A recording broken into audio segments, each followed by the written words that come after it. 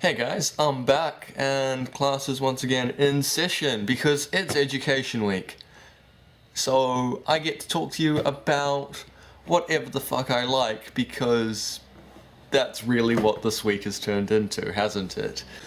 Anywho, Joe, you answered Jess's question really interestingly and asked me what I thought about it, so seeing as I have nothing better to do and nothing else to talk about, I am going to talk about that. Yay! Joe's answer to Jess's question was essentially that it's very ominous to even think about what your last meal would be, and even then, it's impossible to tell because the variables as to whether or not you know it's your last meal actually changes what your last meal would be.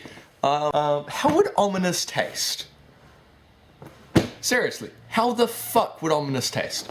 I definitely agree with you, Joe, that it is kind of scary to even think about or comprehend that you have this idea of your last meal, or even, and I find the idea of last words to be equally terrifying, because this is the last thing that you're going to do. This is like,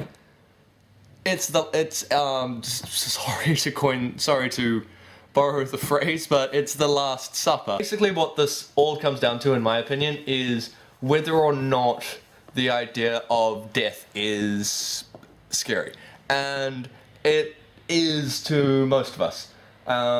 Like, the concept of death is that after it, nothing happens. And the question of what we do before we die is a question that we all continuously struggle with. I mean, the scariest part for me is that everything we do, no matter what, is going to lead to our deaths. And it doesn't matter how much we try, we cannot escape it. And that's why I think that it's important that we leave some sort of legacy behind it. And Joe, you said that you would go out with a memorable joke, like eating Hell's Pizza. And that's fine, but sometimes I think we need to do something more memorable, like, I don't know, do something great, do something fantastic, contribute to something, but I know we're not all going to do that, because not everyone is born to do amazing things.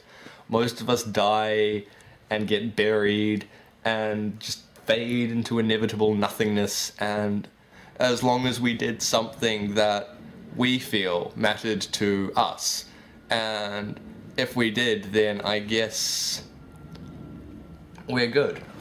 Also, I find it interesting that this is just in general, that when we talk about our last meal, it always seems to be dinner.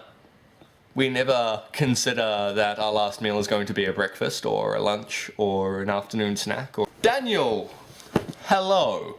My question is for you. What happens after we die? Because why not? This is an equally interesting topic as last week. Why are these getting so serious? Seriously, I will see you guys next week.